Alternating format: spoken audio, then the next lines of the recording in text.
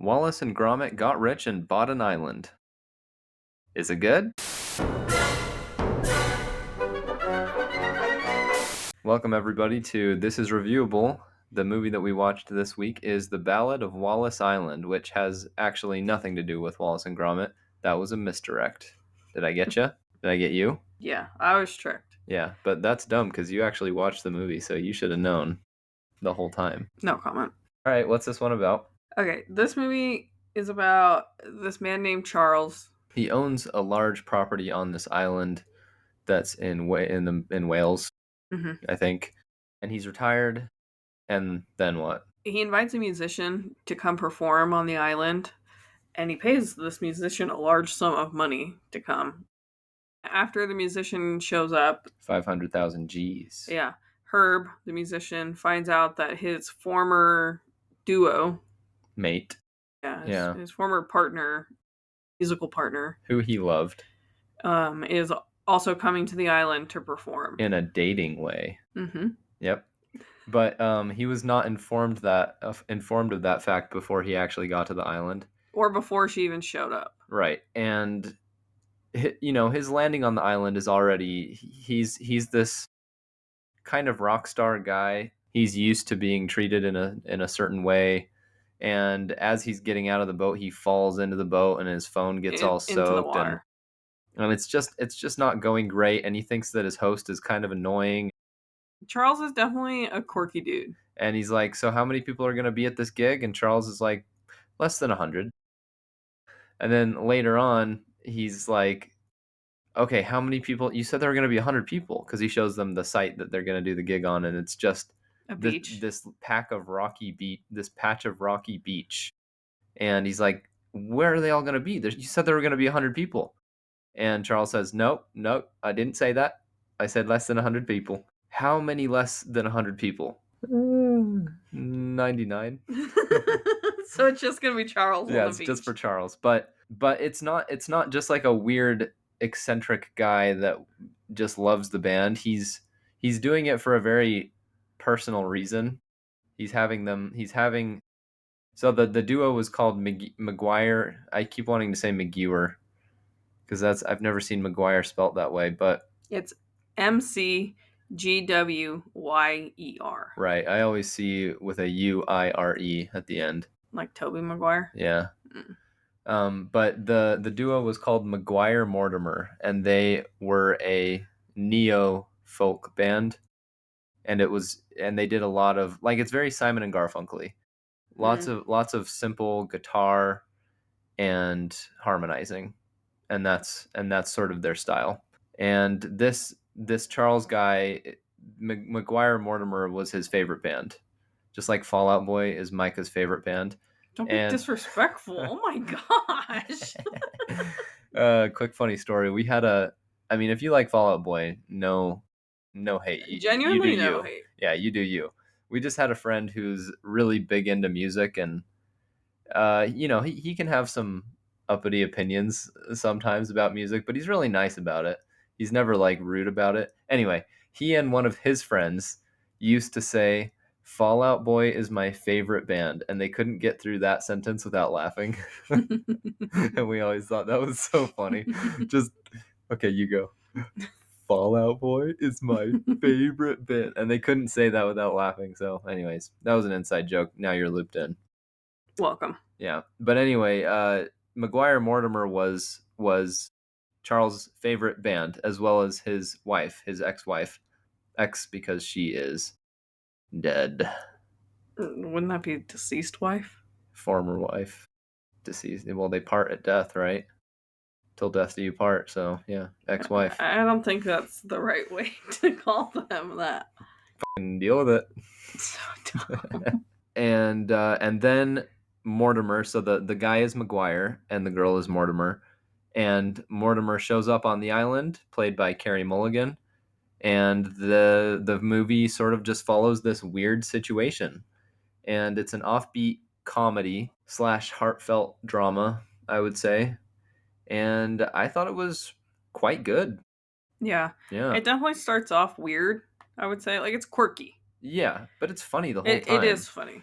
But like you really get into this awkwardness of Charles lives on this island, and it becomes apparent that he spends most of his days alone. Yeah. And so he just has these certain quirks. Oh, yeah, that's what I was gonna say. Just to give you an idea of the sort of comedy that it is, Herb Maguire gets set up in his room. Basically, he's expecting a hotel, and it's just Charles' house, and it's old, and the house itself is quirky. There's a suit of armor on the landing. It's just kind of strange. The tap doesn't work super well, and so Herb is like, "Okay, this is dumb. I don't like this." But then Charles pulls out the money that he's going to pay him, and he has it all in cash, and it's $500,000 in a briefcase. And when Herb sees that, he's like, "Oh, okay, so the money's real. I guess I can perk up and have a better attitude about this." He gets set up in his room, and he's just trying to, tell Charles to get lost without being rude. And he's like, "Okay, Charles, could you close the door, please?" Well, And Herb has also just taken a bath and is in a robe and is now in his room. And Charles has followed him in there just talking. yeah, he's stood outside the bathroom just yapping on to him, talking about how quiet the island is, and that's like one of the island's best qualities, how quiet it is. And we see this montage as Herb is just like trying to tune him out. He's just like, "Shut up." But then eventually Herb is like, "Okay, I think I'm gonna settle down. Could you please close the door?" And Charles is like, "Oh, yep, sure thing." And he goes over, closes the door, with him still in the room, walks back over to Herb, and is just standing there expectantly. And Herb's like, "No, I meant with you." And oh, sorry, yeah, I'll leave. Huge error on my end. Sorry, Herb. Sorry, Herb. Huge error. I'm so duh. That's Yeah. So this is He's the just so excited that his favorite artist is in right. his house that I just think he's nervous. Yeah. Well, and he's relieved to have company too. Like you said, he's alone, and he's just happy to be with people finally. Yeah. That's the kind of humor that this movie is. Oh, another example. So you may be asking yourself, well, how can he afford to pay a musician $500,000 and then also pay the other half of McGuire Mortimer an undisclosed sum and have this house? Why is he rich? Well, you're not alone because Herb had the same question. And he asks Charles, "So what did you do?" And what did Charles do? It was a very like mundane sort of job that would not pay very well. I can't even It remember was like postman or something like that. something. But as And then the and tour is going on through the house, they end up at this picture on the wall. And that's when it gets asked. yeah. And Charles and the story ends of what or yeah, the story ends of what Charles used to do and Herb's like, "Yeah, I guess I'm still confused. How are you a millionaire?" He's like, "Oh, that. Yes, we won the lottery." And he has his ticket stub framed on the wall. Yeah. And he's like, "After we won the lottery, we traveled the world until the money ran completely out." And Herb's like, "So how are you a millionaire?" So then they move down the wall to this other picture frame, and Charles goes, "Oh, we won the lottery again." and it's another framed ticket stub Yeah. for the lotto. Yep. And it was the same number both times, Uh-huh. right? So this is the kind of movie that if this sounds fun, the fun kind of quirky to you, then you'll probably enjoy this. If this sounds like something that'll make you roll your eyes, it probably will make you roll your eyes. But there's another part to this movie that's not the offbeat comedy, and it's actually like quite a nice little movie that explores Grief? yeah, grief and grief, yes, for sure, grief actually, and also figuring out what you want and moving on in life and not holding on to feelings that you shouldn't hold on to. There were some scenes that were really effective and really good, and it all ties it together with this musical motif that I think works pretty well. Yeah, so this, it's a sort of a movie of two halves a little bit. It's funny really throughout, and then the emotional drama is sort of sprinkled in between, but it is really those two parts that make up this movie, and they're in my opinion they both work really well. Yeah, I agree. Do we want to talk about the characters a little bit? I mean, Yeah. I mean, we already kind of did a little bit, I feel like. So, Charles, there's not a very large cast for this. I Yeah. think it's like 5 people total. Yeah. Yeah. So there's Charles, there's Nell, who's Mortimer, the Other woman. half of the duo. Yeah. There's Herb McGuire. There's this woman who runs the, Local shop. yeah, on Yeah. the island, and her name is Amanda. Yeah. And then there's Nell's husband, Michael, who, Is from Seattle. yeah, and that's where Nell and her husband live. Yeah. I don't know if I really liked him that much. No, I thought he seems really nice at first when you meet him, but he's kind of an asshole. Yeah. I mean, Herb is too. But he doesn't hide it. Yeah, at least Herb is honest about who he is. He's authentic. It's weird that he acts like a rock star because he's a folk singer, but he acts like that, I guess, musician, that sort of A douchey celebrity, I guess. celebrity musician.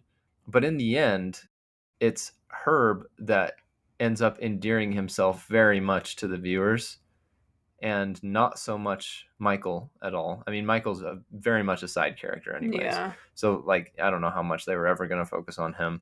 You like Charles the whole time. There's nothing to dislike about Charles except that he's annoying, Mm-hmm. But he's so good-hearted that you never dislike him.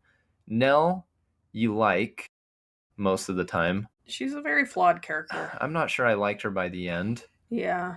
but I definitely liked Herb at the end. Yeah. There was this funny, so when Herb shows up to the island, he falls into the water and his phone is broke. Yeah. And he asks Charles for some rice Yeah. to put his phone in. And Charles doesn't understand what he needs it for.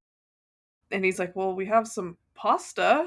He's like, "Well, that won't work." So then they go down to the shop and Herb is like, "Well, do you have any rice?" And she's like, I have rice pudding. "Yeah." And he's like, "That won't work." And then they end up buying it anyways. Yeah, Charles ends up buying it for him. And then Herb is about to leave the island. And the shop owner is like, "Well, here's your rice." And he's like, "I'm leaving. I don't need that." And she's like, "Well, I ordered it specialty for you." He's like, okay, whatever. Just take. He has this huge sack of coins because he gave Charles a 50 to change, and he changed the entire 50. So And he's a whole grocery bag full of coins. brings back a whole sack of coins. So now Herb has a giant sack of coins. He's just like, all right, just take whatever it costs from my pile. From his stash. Yeah, yeah. That we don't. I mean, we can't really touch too much on the emotional parts of this movie without getting into spoilers, I don't think. Yeah. Right? So I think we should just rate it. Okay. So I was very happy with this movie because I feel like we've been recently there's we see a movie on Rotten Tomatoes, and I know Rotten Tomatoes, you use Rotten Tomatoes. I still use it just to gauge, how many people liked it and whatever. And I feel like the last like pack of movies that was reviewed at like a 90 and a 90 from the audience That came out this and the year. critics that have come out in like the last, I don't know, 2-ish years. Like specifically, I'm thinking that Christmas movie that we watched, The Greatest Christmas Pageant Ever, Yeah. had a similar score, and The Order had a similar score, and like high 90s or like high 80s, yeah, 90s. like high 80s to 90s for both. Hmm. And then another one that I'm blanking on had a similar score, and I remember watching those and just thinking, Yeah. like these. Well, the Christmas one, I had a very visceral, I kind of hate it reaction, and then The Order was like, and just other ones like you know what I mean.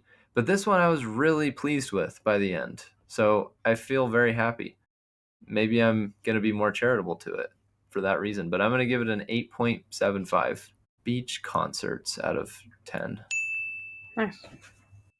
I really liked this movie. I thought it was quirky, but also really endearing. And I felt like it was a pretty movie. Yeah. Even though it was pretty mundane and like the shots, it's just life. Mm-hmm. Slice of life. Yeah. Movie. I would definitely watch this again, and I highly recommend this movie. I think I'm gonna rate it a 9 bag full of coins out of 10. I would really recommend this movie, and if you think you're gonna watch this, just based off of how much we liked it. Please do not listen to the spoilers. Yeah. So Uh, now spoilers. yeah. So I mean, it's not like the most earth-shattering spoiler, but it's a happy spoiler, Yeah. I'd say, because the whole time it's sort of Herb is teetering on doing the gig, not doing the gig. He doesn't want to do the gig when he finds out it's only one person, but then he gets paid, so he's like, okay, I'll do the gig. And then he doesn't want to do the gig when he finds out Mortimer is here, but then he's convinced into doing the gig, and he's like, okay, fine. And then he and Mortimer start getting close again, and he kind of pours his heart out to her and like, don't you miss this? I think we should get back together. We should go on tour again. And then she's like, no, that's a bad idea. By the way, I'm pregnant with this asshole Michael's baby. And I think that you just miss the high parts. You don't miss the whole relationship. You don't know what you want and you need to grow up basically. And then she leaves because she just can't even anymore with Herb. And then all of a sudden the gig is off again because Mortimer is gone, and now Herb is all pissed because Mortimer has gone out of his life for a second time, and he blames Charles, and he's like, "You've ruined my life," and now the gig's off again. And he keeps saying that over and Right, over. You ruined my life. right. And the reason we think Michael is an asshole is because he goes off bird watching. So it's alluded to that Michael and Nell are having money troubles, and that's why they It's not need alluded to. Michael says. straight up says like they're having money troubles, and Nell is having to create like make chutney and sell it at a farmer's market in Seattle, Pike Market, maybe, perhaps. Ooh. But like they're having money trouble, and that's part of the pressure that he puts on Herb. Herb to stay and do the gig. He's like, we're having money trouble, so it would mean a lot. But it's your choice, and then he walks away. And Nell would never ask you to, No, but but I will. But it's your choice. Your call, dude. And then leaves. yeah. And you're like, okay, well, I mean, fuck you.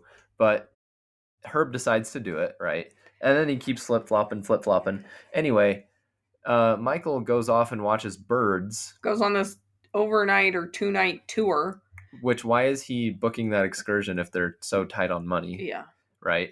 But also, he comes back, and this is after Nell has decided to leave. And She's already left. She's already left, and Michael now needs to catch the next boat, and he's like, well, Charles said that you guys just held the concert early, right?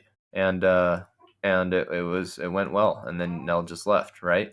So he paid us, and I'm taking the money, and he takes the case of money that was set aside for Nell. But it's pretty clear that Michael knows that the gig actually didn't happen, And that Herb and Nell got into an argument, and that's why she left. right? And then he calls Herb a loser and pathetic and whatever else. Even though he took the money.